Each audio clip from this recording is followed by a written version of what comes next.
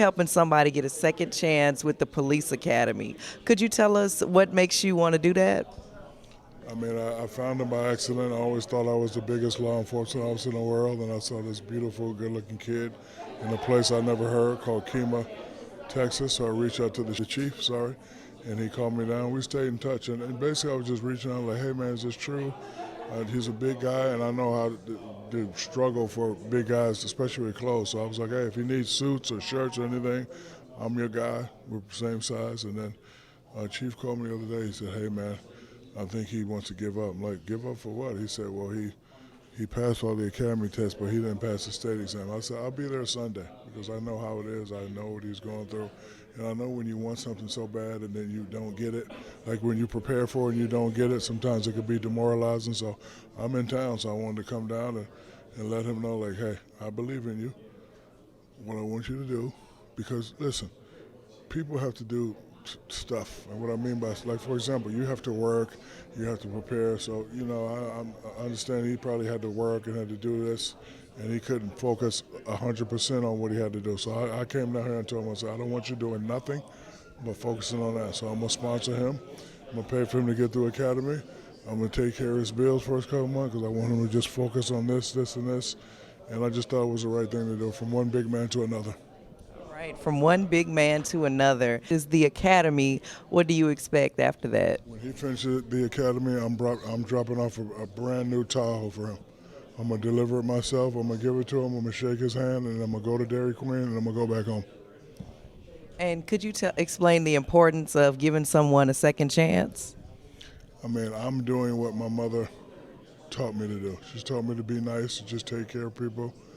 Like, I could do without all of this. I'm glad that you're here. I'm glad that you wanted to come see us, but I didn't come here for this. I saw a big guy that was struggling, and then, you know, it just puts me in sports mode. If he's my teammate and I need him, I'm the one that has to talk him through it. I'm the leader of the team, so I just wanted to let him know that, hey, I got your back. I'm going to support you, and I'm going to make sure you get through it because I love the police. The police made me who I am. I love the military.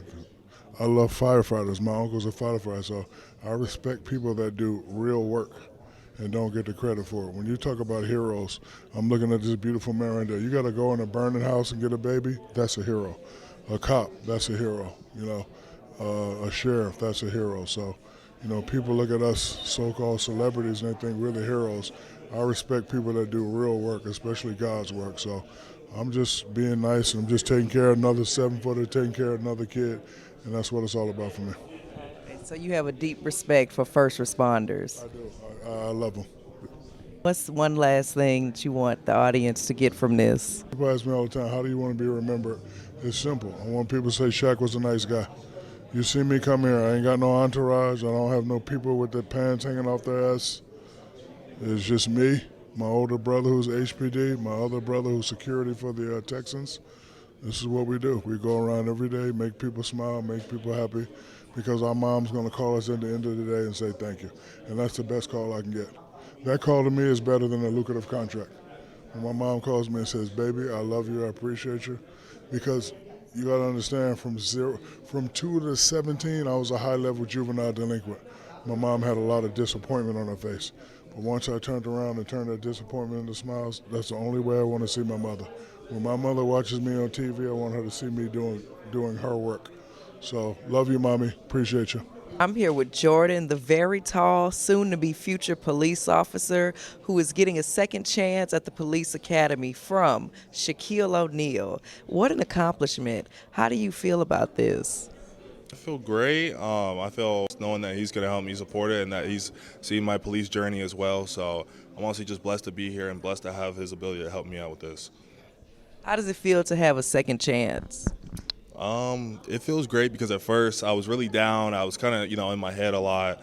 And at first I was like, maybe I should just, go do something else and come back to a police officer later on. But a lot of my family, a lot of my friends were like, just don't quit, just don't give up, because I never known you to be a quitter. So I just keep going back at it and just try again the next time. How do you plan to do things differently? Definitely take more time studying from the beginning rather than waiting closer on to the end. And maybe, honestly, time management helps with this stuff, too, a lot, being able to, juggle different things at once. So if I could take studying for the TCOL right now, then I can, be better on the long run. And when you do graduate, what kind of impact do you hope to have on the Kemah community? Same thing like him. Me and Shaq are just alike. I already do give back. Me and my girlfriend have a blessing box right now to give back to the families in need for meals and stuff like that. So keep continuing that. Keep helping out families. Anybody I can really help out. That's all it is for me too. KGTX7 is here with Police Chief Garavay, where we just found out that Shaq is going to be helping someone get through the police academy. So he's going to be working for your police force after that. How does that feel? Oh, we're excited for Jordan. He just recently completed successfully the academy, but he fell a little short when it came to the state test. After a discussion with him and his heart and his passion, he's determined to be a police officer here in Kemah. Shaq called me. Somebody got a hold of Shaq, and Shaq got a hold of me, and he had been following his story. And when I informed him that Jordan had fell a little short, he said, "I need to come see you."